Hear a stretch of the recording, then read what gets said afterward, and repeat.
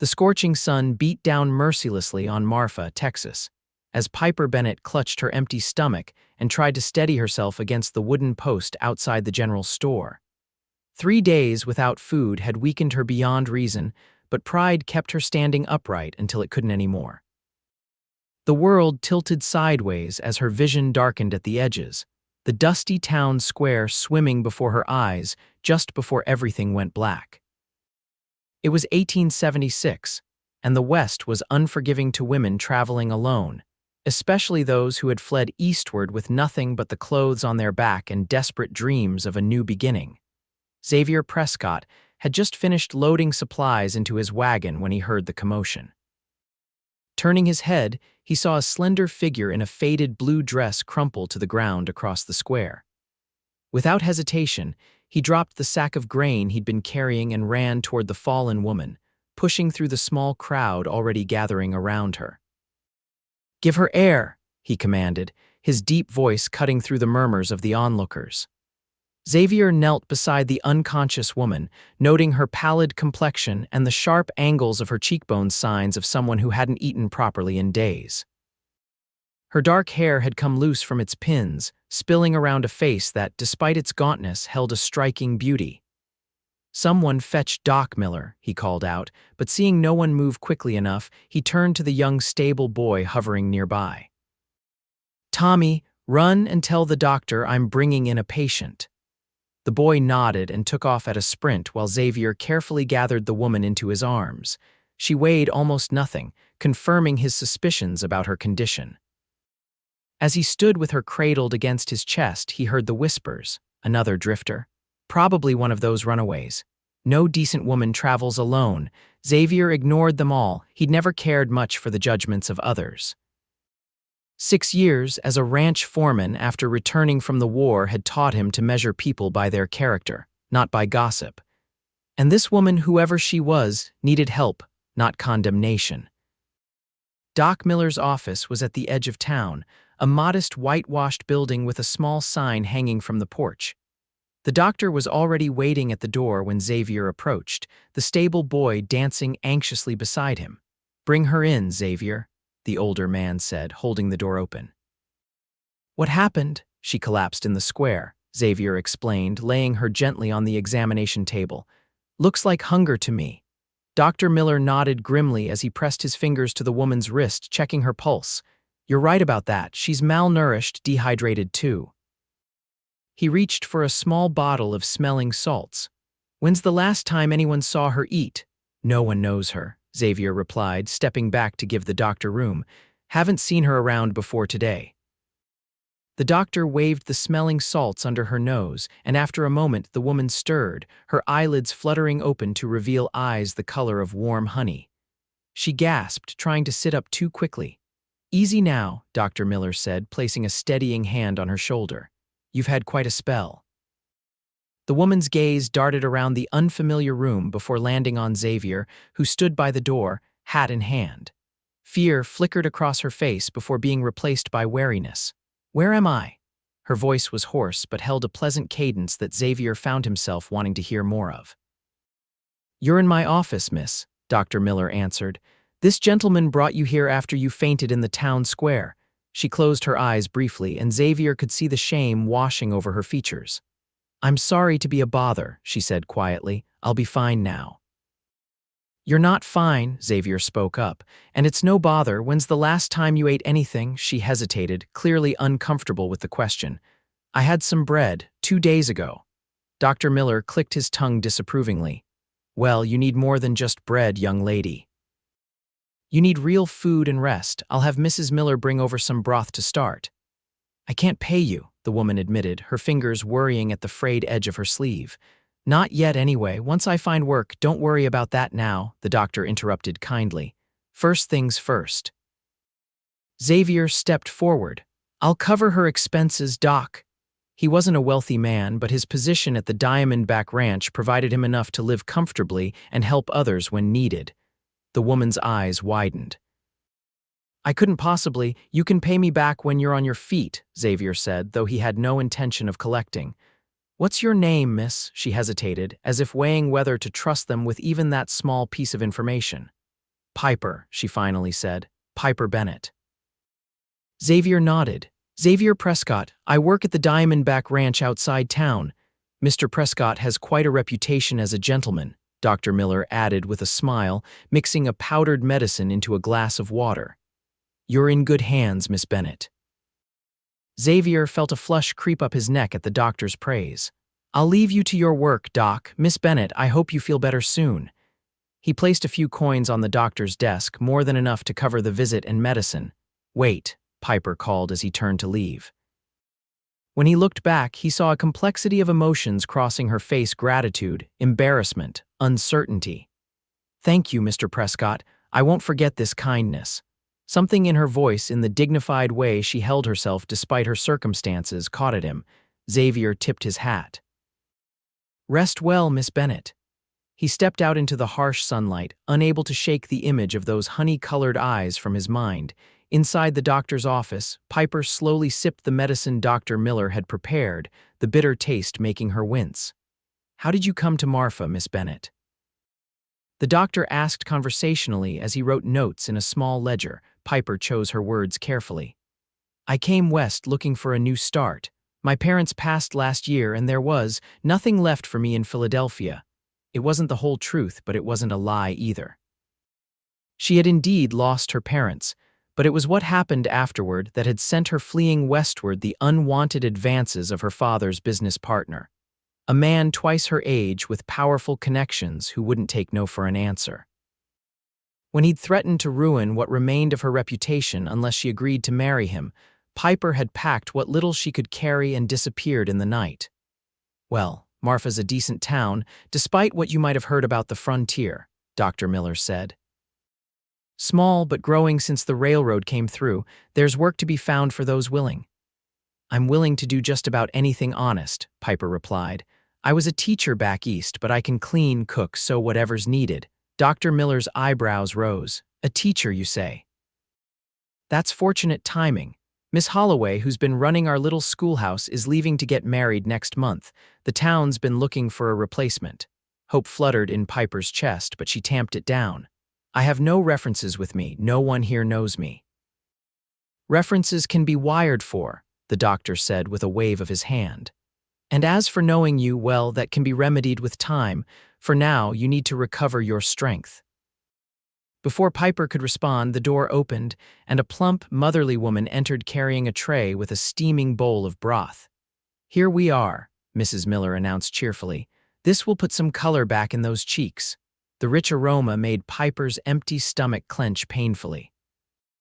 As she carefully accepted the bowl with trembling hands, she wondered about the tall cowboy who had carried her here, Xavier Prescott, with his quiet strength and unexpected kindness. In a world that had shown her little mercy lately, his actions stood out like a beacon in the dark. Xavier rode back to the Diamondback Ranch deep in thought, barely noticing the familiar landscape of rolling hills dotted with scrub brush and the distant silhouettes of grazing cattle. The ranch sprawled across 10,000 acres of West Texas land, one of the largest operations in the region. He'd called it home since returning from fighting in the war between the states, grateful for the peaceful existence after years of bloodshed. As he approached the main house, he saw the ranch owner, Franklin Thornton, sitting on the porch with his evening pipe. You're back late, the older man observed as Xavier dismounted. Everything all right in town, Xavier nodded, leading his horse toward the stables. Just a small delay. A woman collapsed in the square, looked half-starved, took her to Doc Miller's. Franklin nodded thoughtfully. Another drifter. Seems so. Says her name is Piper Bennett, came from back east. Franklin puffed on his pipe. Lot of folks coming west these days looking for something better. He had a knowing look in his eye that made Xavier wonder if the perceptive rancher had noticed something in his expression. Doc says she might be qualified to take over for Miss Holloway at the schoolhouse, Xavier added, trying to sound casual. That's so. Franklin's bushy eyebrows raised slightly. Well, that would be fortunate for the town. Children need their learning. He stood, knocking the ash from his pipe. By the way, I need you to ride out to the north pasture tomorrow. Some of the hands spotted strays near Comanche Creek. Xavier nodded, grateful for the change of subject. I'll head out at first light. That night, as he lay in his simple quarters above the ranch's tack room, Xavier found himself thinking about Piper Bennett. There had been a quiet dignity about her, even in her moment of vulnerability. And something in those honey-colored eyes spoke of secrets and sorrows that made him curious despite himself. He'd known his share of hardship, had seen the worst of humanity during the war, and had learned to recognize resilience when he saw it. That woman had it in spades, despite her current circumstances. The thought of her alone and hungry in a strange town didn't sit well with him, but he reminded himself that he'd done what he could. Marfa wasn't the largest town, but it had decent folks who would help a person in need. Still, as sleep finally claimed him, it was Piper's face that drifted through his mind, and the quiet thank you that had somehow lodged itself in his memory. 3 days later, Piper had regained enough strength to leave the doctor's residence, where Mrs. Miller had insisted she stay until she was properly recovered. The kind woman had also provided her with a clean dress slightly too large, but in much better condition than her travel-worn clothes. The boarding house on Cedar Street takes female boarders, Mrs. Miller explained as she helped Piper pin up her hair. Mrs. Whitaker runs a respectable establishment and she might let you work for your keep until you get settled. You've been so kind, Piper said, genuine gratitude in her voice. I don't know how I'll ever repay you and the doctor. Nonsense, Mrs. Miller tutted. That's what neighbors do. Besides, that nice Mr. Prescott already settled your bill. The mention of Xavier brought a flush to Piper's cheeks that had nothing to do with her recovering health. She had thought about him often during her convalescence, wondering why a stranger would show such generosity. Speaking of Mr. Prescott, Mrs. Miller continued with a knowing smile, he stopped by yesterday while you were resting to inquire after your health. Brought these too. She nodded toward a small bouquet of wildflowers on the nightstand that Piper had assumed came from the doctor's garden. He did. Piper couldn't hide her surprise. Mrs. Miller nodded, her eyes twinkling. He's a good man, that Xavier Prescott, not one for many words, but solid as they come. Fought in the war, came back different like many did, but never lost his decency. Piper touched the delicate purple blooms gently. It had been a long time since anyone had shown her such thoughtfulness. With Mrs. Miller's help, Piper secured a small room at the boarding house. Mrs. Whitaker, a stern widow with sharp eyes but a fair disposition, agreed to let Piper work as a housekeeper in exchange for room and board until she could pay properly. Dr. Miller says you might be taking over the school, Mrs. Whitaker remarked as she showed Piper to a small but clean room on the second floor. Been needing a new teacher since Miss Holloway got herself engaged to that cattle buyer from San Antonio. I hope to interview for the position, Piper replied carefully. Though I understand they'll need to verify my credentials. Mrs. Whitaker nodded approvingly. Education's important out here. Too many think just because we're on the frontier, book learning doesn't matter, but I say civilization follows the schoolhouse. She opened a narrow wardrobe. You can put your things in here. Supper's at 6 sharp. Left alone, Piper sat on the edge of the narrow bed and allowed herself a moment of relief. She had shelter, food, and the possibility of respectable employment more than she dared hope for just a few days ago. She thought of the cowboy who had carried her to safety, wondering if she would see him again to thank him properly. The opportunity came sooner than expected. The next morning, as Piper was helping to sweep the boarding house porch, a rider approached. Her heart skipped when she recognized Xavier Prescott, his broad shoulders straight in the saddle, the morning sun catching in his dark hair. He dismounted smoothly and approached the porch, removing his hat. Miss Bennett, he greeted her, it's good to see you up and about. Mr. Prescott, she replied, feeling suddenly self-conscious about her borrowed dress and the broom in her hands. I'm glad to have the chance to thank you properly for your help. A slight smile softened his weathered features. No thanks necessary, anyone would have done the same. We both know that's not true, Piper said quietly. The flowers were lovely as well. Mrs. Miller told me they were from you. Was that a hint of color in his tanned cheeks? Just something to brighten the sick room, he said with a shrug. Actually, I came by because I heard you might be applying for the teaching position. The school board's meeting this afternoon to discuss candidates. Thought you might like to know. Piper's eyes widened. Today, but I haven't formally applied. I don't even have proper clothes for an interview. Panic edged into her voice. The mayor's wife sent this over, Xavier said, reaching into his saddlebag and producing a folded piece of paper. It's an invitation to meet with the board at 3 o'clock. As for clothes, he hesitated, then pulled out a small package wrapped in brown paper. Mrs. Thornton from the ranch thought you might need this. She's about your size. Overwhelmed, Piper accepted both items, her fingers trembling slightly. Why are you all being so kind to a stranger? Xavier's eyes met hers, steady and clear. Because we've all been strangers somewhere, Miss Bennett. And Marfa might be small, but it looks after its own, even the newest arrivals. There was something in the way he looked at her, not with pity, but with a kind of understanding that suggested he knew what it was to start over, that touched her deeply. Thank you, she said simply. Will you be at the meeting? He shook his head. I'm heading back to the ranch now. Got strays to round up in the north pasture, but Mayor Wilson's fair-minded. Just be honest with them and you'll do fine. As he turned to leave, Piper called after him. Mr. Prescott. When he looked back, she asked, Will I see you again? A slow smile spread across his face, transforming his serious expression. Marfa's not that big, Miss Bennett. I reckon our paths will cross again soon enough. Watching him ride away, Piper felt something she hadn't experienced in a long time, hope, and perhaps something warmer, unfurling in her chest like a flower turning toward the sun. The interview with the school board went better than Piper could have hoped. The simple navy blue dress Mrs. Thornton had sent fit as if made for her, lending her confidence as she faced the 5 stern-faced board members in the town hall. Mayor Wilson, a portly man with impressive mustachios, led the questioning. Miss Bennett, we understand you taught at a girls' academy in Philadelphia. Yes, sir, Piper confirmed. For 3 years before coming west, I taught literature, history, and basic mathematics. And why did you leave such a position? This came from Mrs. Harding, the only female board member whose pinched expression suggested suspicion.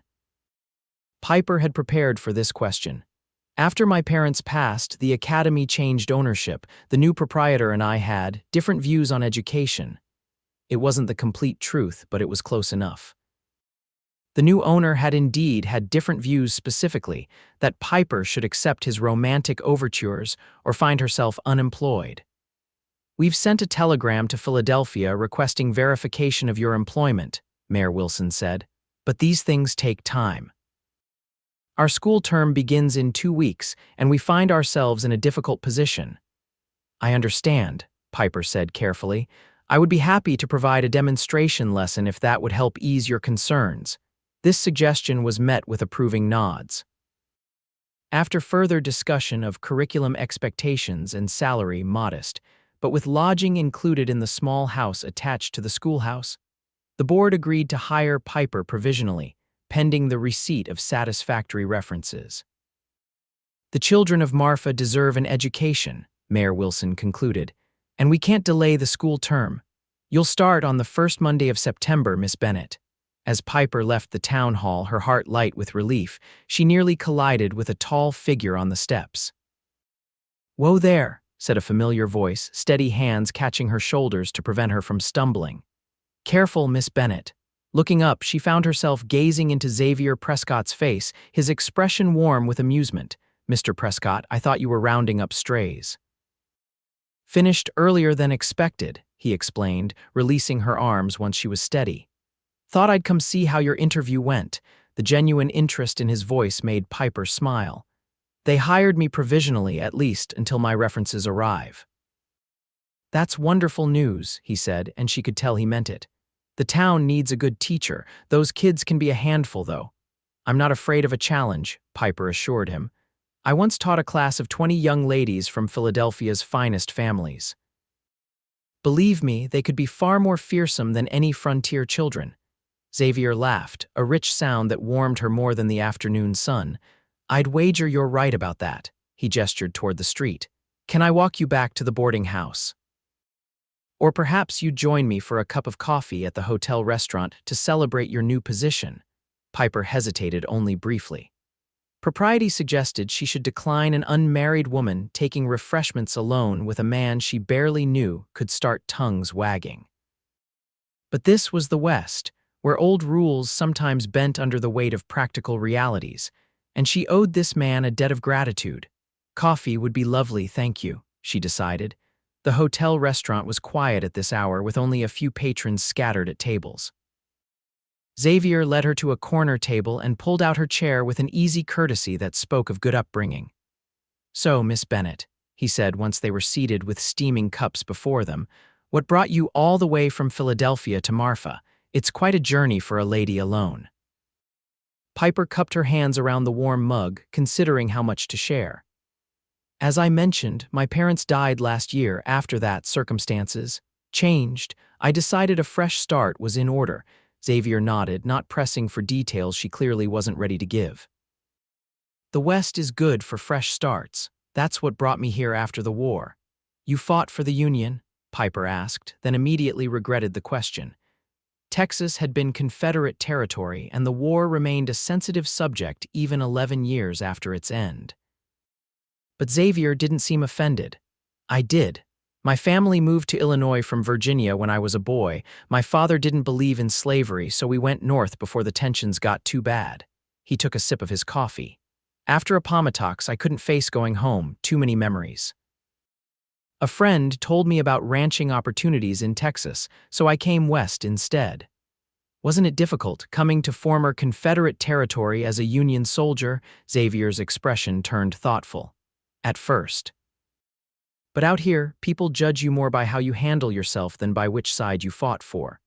Franklin Thornton, he owns the Diamondback. He fought for the Confederacy. Now he's like a father to me," he shrugged. "War changes how you see things, makes you realize there's good and bad on both sides." Piper found herself drawn to his honesty, the way he spoke without pretense.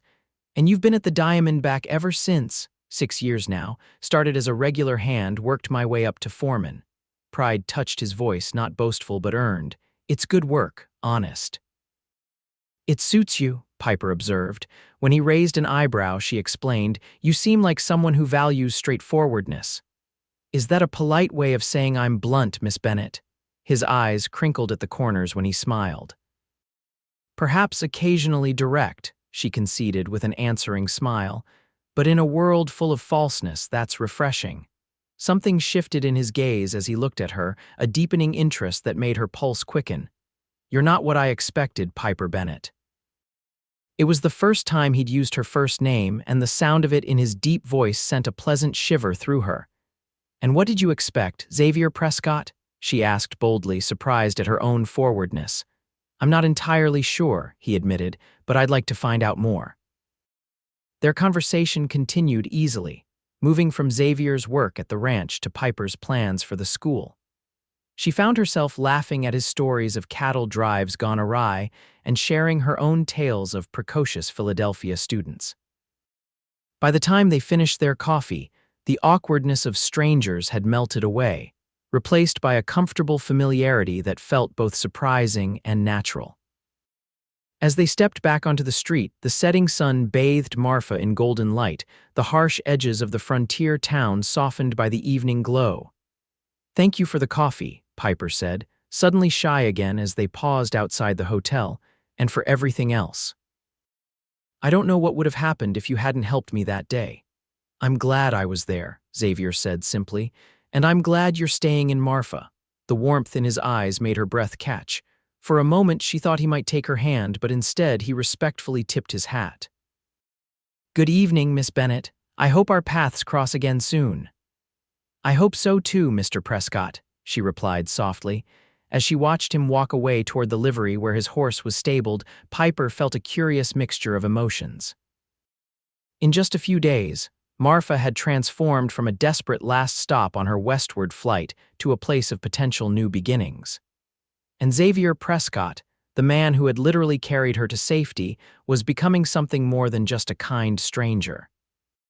For the first time since leaving Philadelphia, Piper allowed herself to imagine putting down roots, building a life that was truly her own. The thought both terrified and exhilarated her, The following 2 weeks passed in a flurry of activity as Piper prepared for the start of the school term. The schoolhouse was a simple one-room building with attached living quarters that had been hastily cleaned and prepared for her arrival.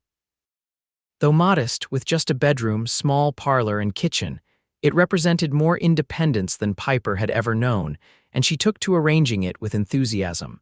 The town wives, led by Mrs. Miller, organized a welcome basket tradition that brought a steady stream of visitors bearing household necessities: a patchwork quilt, preserved fruits, kitchen utensils, and even a small bookshelf handcrafted by the local carpenter. It's tradition, Mrs. Miller explained when Piper tried to protest such generosity. The teacher is important to Marfa. These aren't just gifts, they're investments in our children's future. Xavier came by several times, always with practical offerings: firewood stacked neatly by her door, a repaired window latch, fresh vegetables from the ranch garden. Each visit was brief, but left Piper thinking about him long after he'd gone. There were 28 students enrolled in the school, ranging from 6-year-olds just starting their education to teenagers finishing their basic schooling before joining family businesses or ranches full-time. Piper met many of them and their parents during a school gathering the weekend before classes began. "They'll test you," Mrs. Harding warned her after the gathering. The board members seemed to have warmed to Piper somewhat since the interview, especially the older boys. "They think because you're young and from back east, you'll be easy to fluster. They'll learn otherwise," Piper assured her with more confidence than she felt. On the first day of school, Piper woke before dawn, too nervous to sleep. She dressed carefully in her navy blue dress, now altered to fit her perfectly thanks to Mrs. Whittaker's sewing skills, and arranged her hair in a simple but neat style appropriate for a teacher. As she prepared to leave for the schoolhouse, a knock came at her door. Opening it, she found Xavier standing on her porch, holding something behind his back. "Good morning," he said, looking unusually formal in a clean shirt and vest. "Hope I'm not disturbing you." "Not at all," Piper replied, pleasure warming her voice. "I was just about to head to the school." "I know it's your first day," he said, seeming almost nervous. "Thought you might like this." He brought his hand forward, revealing a small brass bell. Every teacher needs a bell to call the students to order. Piper accepted the gift, touched by his thoughtfulness. "It's perfect," she said, running her finger over the smooth handle. "Thank you, Xavier. There's something else," he added, pulling an envelope from his pocket. "This came for you yesterday, addressed to the mayor's office. Thought you'd want it right away." Piper recognized the Philadelphia postmark immediately her references had arrived. With slightly trembling fingers, she opened the envelope and quickly scanned the contents. Relief washed over her as she read the glowing recommendation from her former headmistress. Good news. Xavier asked, watching her face. "Very good," she confirmed, folding the letter carefully. "The board will be pleased." "I never doubted you," he said simply, and something in his steady gaze made her believe him. "Well, I won't keep you, just wanted to wish you luck today." "Would you like to walk with me to the school?" Piper asked impulsively. "It's not far." His smile was answer enough. They walked side by side through the awakening town, the early morning light painting everything in soft colors. Several townspeople nodded greetings, and Piper noticed the speculative glances cast their way. No doubt the sight of the new schoolteacher walking with the diamondback foreman would fuel gossip, but in that moment, she couldn't bring herself to care. At the schoolhouse steps, they paused. Already a few eager students were approaching, eyeing them curiously. "Thank you for the bell," Piper said, "and for everything else." Xavier nodded, his eyes warm. "You'll do wonderfully, Miss Bennett. Those children are lucky to have you." He tipped his hat and stepped back. "Good day." Watching him walk away, Piper felt a strange mix of regret and anticipation. Then, squaring her shoulders, she turned to greet her first students, the bell held proudly in her hand. That first day set the tone for the weeks that followed. As Mrs. Harding had predicted, some of the older boys tested Piper's authority, but she met their challenges with firm kindness and an unwavering belief in their potential. By the end of the first week, even the most reluctant students were responding to her methods. Life settled into a rhythm. During the day, Piper taught reading, writing, arithmetic, and history to her varied group of pupils. Evenings were spent grading assignments and preparing lessons. Sundays brought church services where she gradually came to know more of the community. And through it all, Xavier Prescott wove in and out of her days like a bright thread in a tapestry. Sometimes he appeared at her door with fresh eggs from the ranch. Other times he joined her for coffee after Sunday services. Their conversations grew deeper, more personal, though both still maintained a careful reserve about certain parts of their pasts. Autumn arrived, bringing cooler temperatures and preparations for the harvest festival, a tradition in Marfa that coincided with the end of the cattle selling season. The town buzzed with excitement as decorations went up, and plans were made for the dance that would conclude the festivities. "You'll be attending the harvest dance, won't you, Miss Bennett?" Mrs. Miller asked one afternoon as they arranged flowers for the church. "It's quite the social event of the season." "I hadn't given it much thought," Piper admitted, though in truth, she had been wondering if Xavier might ask to escort her. Mrs. Miller gave her a knowing look. "Well, I happen to know a certain ranch foreman has been asking about your favorite flowers." "Not that I'm one to gossip, of course." Piper felt her cheeks warm. "Mr. Prescott has been very kind to me, as have many people in Marfa." Mrs. Miller hummed skeptically. "Kind is certainly one word for the way that man looks at you when he thinks no one's noticing." Before Piper could respond to this startling observation, the church door opened and Mayor Wilson entered with an envelope in hand. "Ah, Miss Bennett, glad I found you," he said jovially. "Another letter arrived for you from Philadelphia. Must be important it came by special messenger." Piper accepted the envelope with a murmured thanks, her stomach knotting with sudden apprehension. The handwriting on the front was not her former headmistress's, but one she recognized all too well: Harlan Blackwell, her father's former business partner and the man whose threats had driven her west. Excusing herself quickly, Piper hurried home before opening the letter with shaking hands. "My dear Miss Bennett," it began, the formal address belying the menacing tone that followed. "Your disappearance caused quite a stir in Philadelphia society. I have spent considerable resources tracking your whereabouts, and now that I have found you, I must insist you reconsider my proposal. Your reputation, already damaged by your hasty departure, would not survive certain revelations I could make. I will arrive in Marfa by month's end to escort you back east, where we will be married without further delay. Your devoted Harlan." Piper sank onto a chair, the letter clutched in her trembling fingers. Her hard-won peace was shattering around her. Blackwell was coming to Marfa, coming to drag her back into the nightmare she'd fled. She had less than 2 weeks to decide what to do. Stay and face him, possibly destroying the new life and reputation she'd built. Or flee again, abandoning the students who depended on her and the community that had embraced her. And what of Xavier? The thought of leaving him sent a pain through her chest that confirmed what she'd been slowly realizing. She was falling in love with the quiet, steadfast cowboy, whose kindness had saved her life in more ways than one. As darkness fell outside her window, Piper made her decision. She would not run again. Somehow she would find the strength to stand her ground, though she had no idea how to fight a man with Blackwell's power and connections. One thing was certain: she couldn't face this alone. It was time to trust someone with the full truth, no matter the risk. The next day after school, Piper made her way to the Diamondback Ranch. She had never visited Xavier's workplace before, and nerves twisted in her stomach as she approached the sprawling property. A ranch hand directed her to the main house, where she found Franklin Thornton smoking his pipe on the porch. "Miss Bennett," he greeted her with surprise, "this is an unexpected pleasure."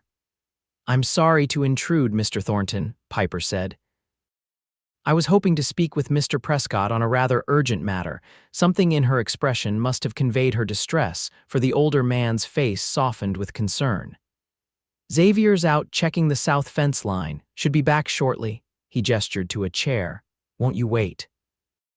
My wife would be delighted to have some female company for tea." An hour later, as Piper sat in the Thorntons' comfortable parlor making polite conversation with Mrs. Thornton, she heard the sound of horses approaching.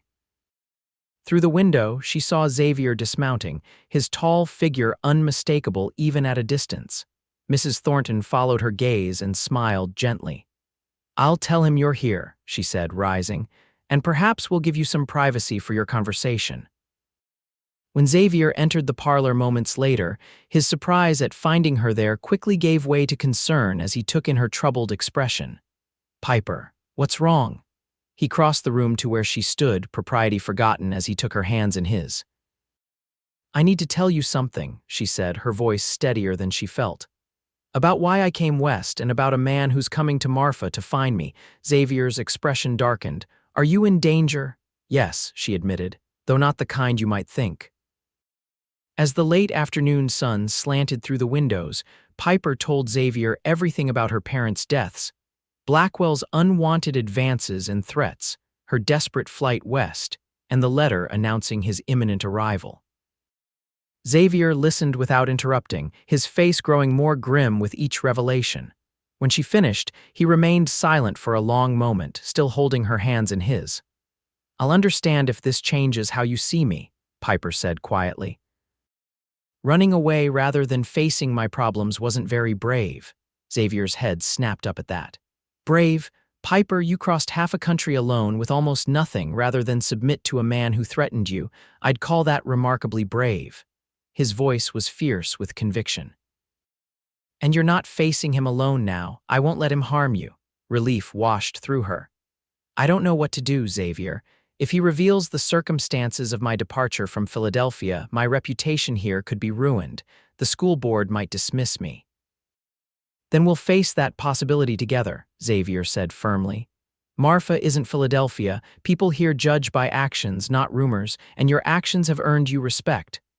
"What should we do?" Xavier thought for a moment, his thumbs tracing comforting circles on her wrists. "First, we tell the Thorntons. Franklin has influence in town and they should know what's coming. Then we wait for this Blackwell to arrive on our terms, not his." "Our terms?" Piper repeated, hope flickering to life. "Our terms," Xavier confirmed, his eyes meeting hers with an intensity that left no doubt about his feelings. "Because what affects you affects me too, Piper. I think you know that by now." She did know, had felt it building between them for weeks, this connection that had started with a simple act of kindness and grown into something neither had expected. "I do," she whispered. "And it terrifies me almost as much as Blackwell does." Xavier's expression softened. "Being afraid doesn't make you weak, Piper. It's what you do despite the fear that matters." He released one of her hands to gently brush a strand of hair from her face. "And for what it's worth, you terrify me too, in the best possible way." A small laugh escaped her, breaking the tension. "What a pair we make." "A good pair, I think," he said, his smile warming her from within. "Now let's talk to the Thorntons. Then I'll take you home before people start to talk even more than they already are." "Let them talk," Piper said impulsively. "I'm tired of living in fear of what others might say." Xavier's smile widened. "Miss Bennett, I do believe the West agrees with you." The Thorntons reacted to Piper's story with the practical concern of people accustomed to handling crises. Franklin immediately offered the ranch's resources and his own considerable influence in town, while Mrs. Thornton promised to help counter any rumors Blackwell might spread. "No decent man threatens a woman into marriage," Franklin declared, his weathered face stern with disapproval. "We'll see how this city fellow handles frontier justice if he tries anything untoward." The days leading up to the Harvest Festival and Blackwell's expected arrival passed in a state of tense anticipation. Piper continued teaching, finding solace in the simple routine and the eager faces of her students. Xavier made a point of escorting her home from school several days a week, his protective presence both comforting and thrilling. Their relationship deepened during these walks, conversations moving beyond the immediate threat to hopes and dreams neither had shared with anyone else. Xavier spoke of eventually having his own ranch someday. Piper confessed her desire to establish a proper library for Marfa. The evening before the festival, Xavier came to her door with a small posy of late wildflowers and a determined expression. "I know we've been preoccupied with Blackwell," he said after she invited him in, but I wanted to ask you properly, will you accompany me to the harvest dance tomorrow night? Piper took the flowers with a smile. I'd be honored, Xavier, though I should warn you, dancing wasn't part of my Philadelphia education. Fortunately, it was part of mine, he replied, surprising her. My mother insisted all her sons learn. Said a man who could dance properly would never lack for female company. A wise woman, Piper laughed. I look forward to benefiting from her foresight. Xavier's expression turned serious. About tomorrow, there's been no sign of Blackwell yet, but the stagecoach is due in the afternoon. If he's on it, then we'll deal with him, Piper finished firmly. Together. Together, Xavier agreed, taking her hand and bringing it briefly to his lips in a gesture that left her breathless. The harvest festival dawned clear and crisp, the October sun warming the chill from the air by mid-morning. Piper joined the other women in arranging food on long tables in the town square, where games and contests would take place throughout the day before the evening dance. Shortly after noon, the distant rumble of the approaching stagecoach sent a ripple of tension through her body. She glanced toward the livery, where Xavier had promised to be when the coach arrived. Sure enough, she spotted his tall figure leaning against a post, apparently casual but watchful. The coach rattled into town in a cloud of dust, coming to a stop outside the hotel. Piper held her breath as the door opened and passengers began to disembark. First came a traveling salesman she recognized from previous visits, then a young couple clutching a baby, and finally her heart stuttered a tall, elegantly dressed man with silver-streaked dark hair and a walking stick tipped with silver. Harlan Blackwell had arrived in Marfa. Even at a distance, she could see the moment he spotted her. His thin lips curved into a smile that sent chills down her spine, and he started in her direction, moving with the confident stride of a man accustomed to getting his way. Before he could reach her, Xavier pushed away from the post and intercepted him, stepping directly into his path. Piper couldn't hear their exchange, but she saw Blackwell's expression shift from surprise to annoyance. After a brief conversation, both men looked in her direction, then moved toward the hotel entrance. Mrs. Miller appeared at Piper's elbow. "Everything all right, dear? You've gone pale as a ghost." "Yes," Piper managed, trying to steady her voice, just a bit overwhelmed by all the preparations. "Well, take a moment to catch your breath," the older woman advised. "The festivities won't begin properly for another hour." As Mrs. Miller moved away, Piper saw Xavier emerging from the hotel alone. He crossed to her quickly, his face grim but determined. "He's agreed to meet us in the hotel restaurant in 1 hour," Xavier reported in a low voice. "Says he just wants to talk. I made it clear you wouldn't be meeting him alone." "What did he say when you told him that?" Xavier's mouth quirked in a humorless smile. "He suggested I was overstepping my place as a ranch hand. I suggested he was overstepping his place as an unwanted suitor. We reached an understanding of sorts." Despite her anxiety, Piper felt a rush of affection for this man who stood so steadfastly beside her. "Thank you," she said simply. "Don't thank me yet," Xavier cautioned. "Men like him don't give up easily, but neither do I." The meeting in the hotel restaurant was as tense as Piper had feared. Blackwell was all smooth courtesy on the surface, but his eyes were cold as he regarded Xavier with barely disguised contempt. "My dear Miss Bennett," he began after they were seated, "you led me on quite a chase. Imagine my surprise to discover you'd become a schoolteacher in this." He glanced around disparagingly, frontier establishment. "Marfa is my home now, Mr. Blackwell," Piper replied, thankful that her voice remained steady. "I have no intention of returning to Philadelphia." Blackwell's smile didn't reach his eyes. "I admire your independent spirit, my dear, but surely you understand your position is untenable. A young woman alone, having fled her previous situation under questionable circumstances. People might wonder what you're hiding." "Miss Bennett has nothing to hide," Xavier interjected, his voice level but with an undercurrent of steel. "And she's not alone." Blackwell raised an eyebrow. "Ah yes, the gallant cowboy, how charmingly rustic." He turned back to Piper. "My offer stands, Miss Bennett.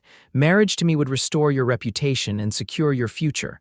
The alternative is less pleasant for everyone involved." "If you're threatening to spread lies about Miss Bennett," Xavier said, leaning forward slightly, "you should know that Marfa protects its own." especially those who have earned the town's respect as she has. Lies, Blackwell laughed softly. I assure you, Mr. Prescott, everything I might reveal would be entirely factual. For instance, did Miss Bennett tell you about the circumstances of her parents' deaths, the considerable debts they left behind? Or perhaps about the night she disappeared, taking certain family heirlooms that some might argue weren't entirely hers to take? Piper's blood ran cold. The pearl necklace that had been her mother's, the one thing of value she'd brought with her, sold piece by piece to fund her journey west. Legally, it might have been considered part of the estate, meant to pay creditors like Blackwell. I'm aware of Miss Bennett's circumstances, Xavier replied calmly. Nothing you could reveal would change how she's viewed here. Blackwell studied him for a moment, then turned his calculating gaze to Piper. I see. Well, perhaps we should discuss this further in private, my dear. After all, there are aspects of your situation that might be embarrassing for your friend here to hear. Anything you have to say to me can be said in front of Mr. Prescott, Piper insisted, though fear clutched at her heart. Blackwell's expression hardened. Very well. Let me be plain then. Your father's company failed because he made a series of increasingly desperate investments encouraged by a young, ambitious clerk who gained his trust.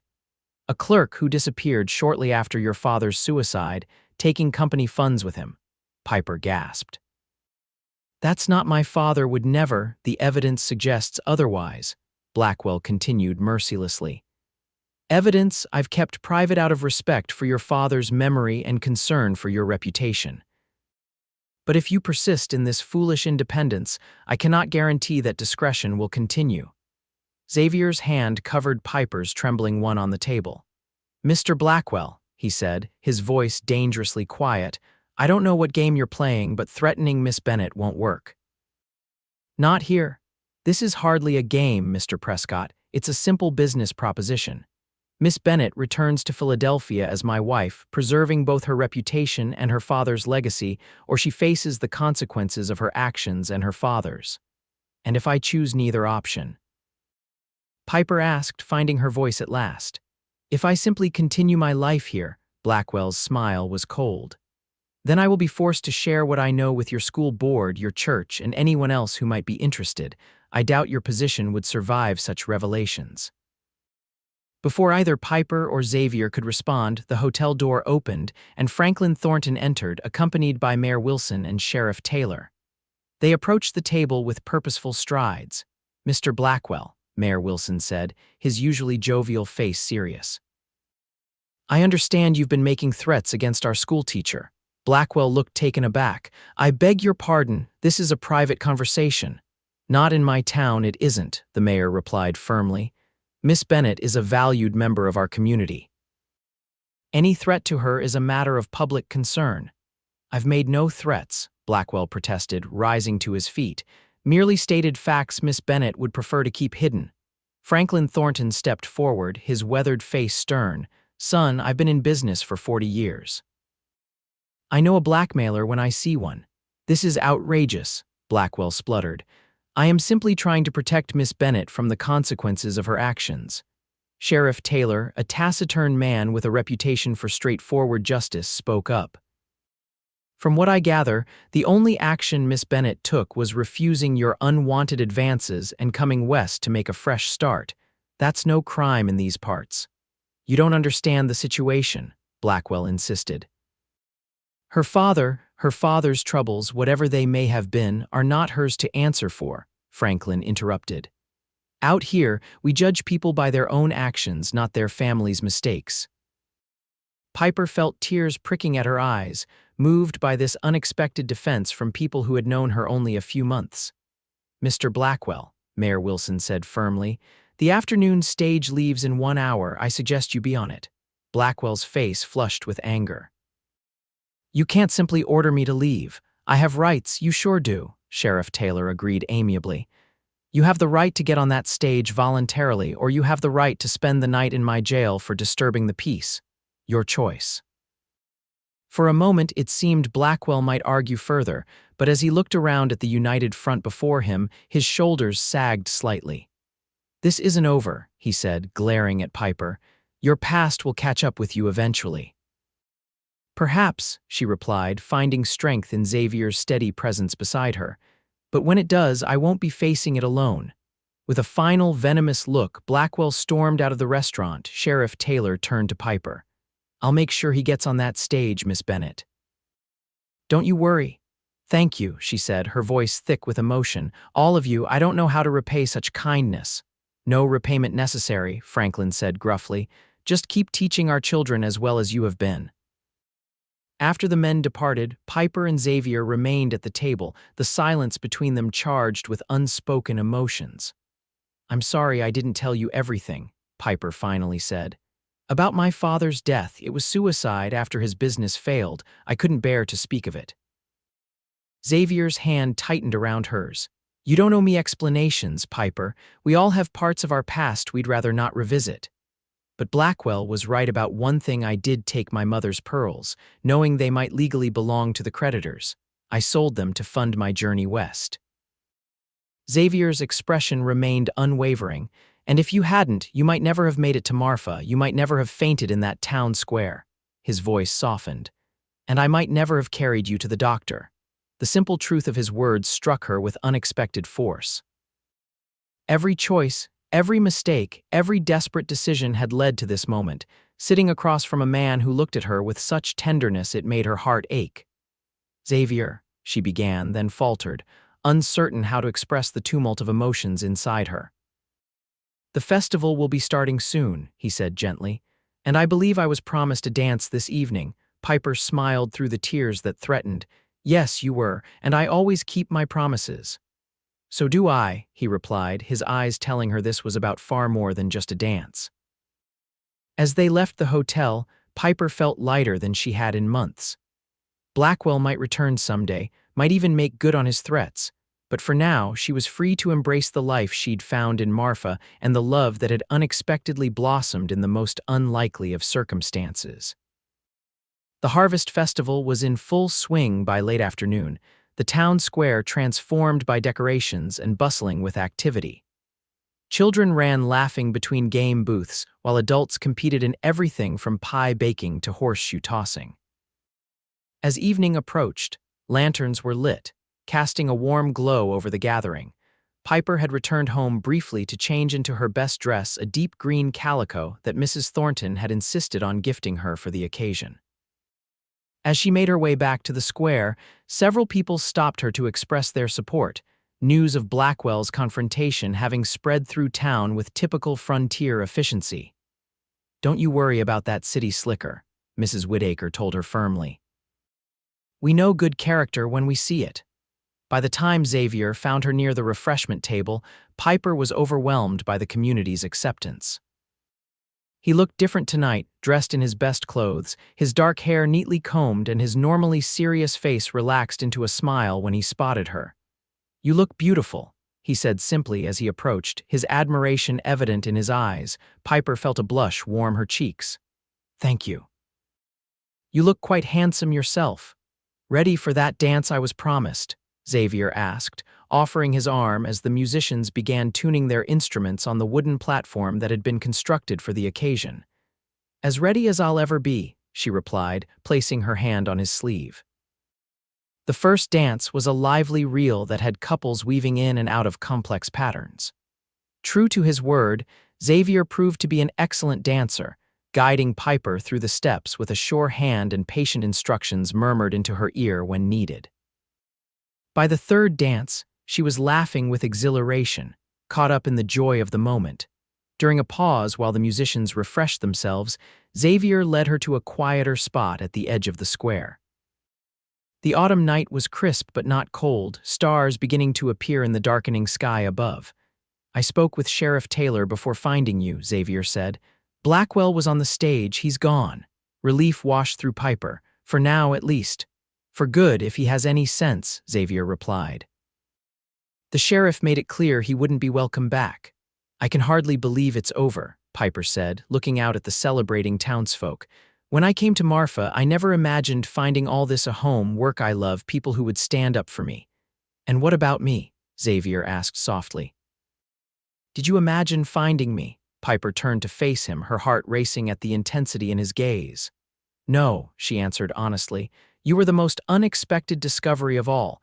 Xavier took both her hands in his. "Piper, I'm not a man who finds words easily. But I need to say this plainly. I love you. I think I've been falling in love with you since the moment I carried you to Doc Miller's office." Joy bloomed in Piper's chest, bright and overwhelming. "I love you too, Xavier, more than I thought possible." "I know it hasn't been long," he continued, his thumbs tracing circles on her wrists, "and I'm not a wealthy man. The ranch I dream of is still years away. But if you're willing to build a life with me, step by step, are you proposing, Xavier Prescott?" Piper asked, hardly daring to believe what she was hearing. A smile curved his lips. "I suppose I am, though not very elegantly. Piper Bennett, will you marry me? Not today or tomorrow, but when you're ready, when we're both ready to start that life together." Tears of happiness blurred her vision. "Yes," she whispered. "Yes, I will marry you." Xavier's face lit with such joy that Piper's heart seemed to expand in her chest. Slowly, giving her time to pull away if she wished, he leaned down and pressed his lips to hers in a kiss that was gentle yet filled with promise. When they parted, both slightly breathless, the music had started again, a waltz this time, the melody floating through the night air. "May I have this dance, future Mrs. Prescott?" Xavier asked, his voice husky with emotion. "You may have every dance," Piper replied, stepping into his embrace. As they moved together among the other couples, Piper marveled at how much had changed since that desperate day when hunger had driven her to her knees in this very square. The kindness of a stranger of this man who now held her so carefully had altered the course of her life in ways she could never have imagined. The road ahead might not be easy. Blackwell might return, or other challenges might arise. But whatever came, they would face it together, building their life one day at a time in this frontier town that had become home. 2 years later, on a crisp October afternoon, much like the day of that first harvest festival, Piper stood in the bedroom of the small but comfortable ranch house Xavier had built with his own hands. Through the window, she could see the results of their shared labor: a modest barn, corrals for the horses, the beginnings of what would someday be the Prescott Ranch. Xavier had remained foreman at the Diamondback, saving diligently while Franklin Thornton taught him the business side of ranching. 6 months ago, they'd purchased this land, close enough to town for Piper to continue teaching but far enough out to give them room to grow. They'd married in the spring, a simple ceremony in Marfa's church with the whole town in attendance.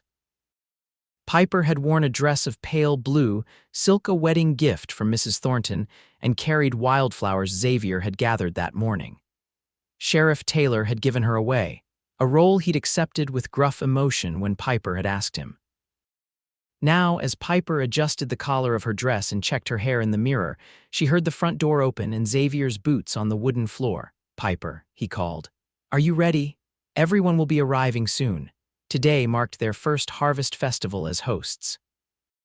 The tradition of celebrating at different ranches had come to the Prescott homestead this year, an honor that recognized their place in the community.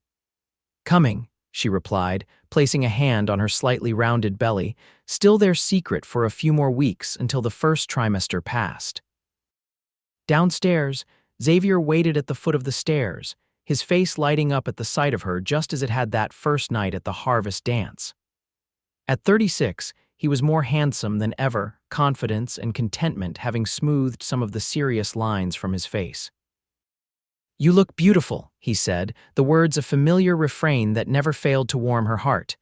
"And you look like a man with too much on his mind," Piper teased, noting the thoughtful furrow between his brows as she reached the bottom of the stairs.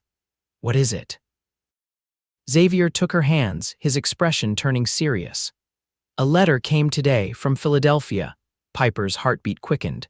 Though there had been no word from Blackwell since his departure from Marfa, the mention of her former home still triggered anxiety. "It's not from him," Xavier assured her, reading her fear. "It's from a law firm. Apparently Blackwell died 3 months ago." "Dead?" Piper repeated, unsure how to feel about the news. Xavier nodded. "There's more. According to the letter, evidence was discovered among his papers after his death, evidence that your father was indeed framed for the financial misdeeds that led to his suicide." The clerk Blackwell blamed was actually working under his direct orders. "I always knew my father couldn't have done those things," Piper whispered, tears filling her eyes. "But why would the lawyers contact me now?" Because Blackwell, in what the lawyers suggest was a fit of remorse near the end, changed his will. He left a substantial sum to you restitution, the letter calls it, for the damage done to your family. Piper sank onto the bottom stair, overwhelmed. "I don't want his money." "I thought you might say that," Xavier said, sitting beside her. "But consider this, it was your father's money first, in a way, money that should have been yours all along." "What would we even do with it?" Piper asked, leaning into his solid warmth. Xavier put his arm around her shoulders. "Well, we could expand the ranch faster than planned. Or—" He hesitated, then continued softly, "You've always talked about wanting to establish a proper library for Marfa."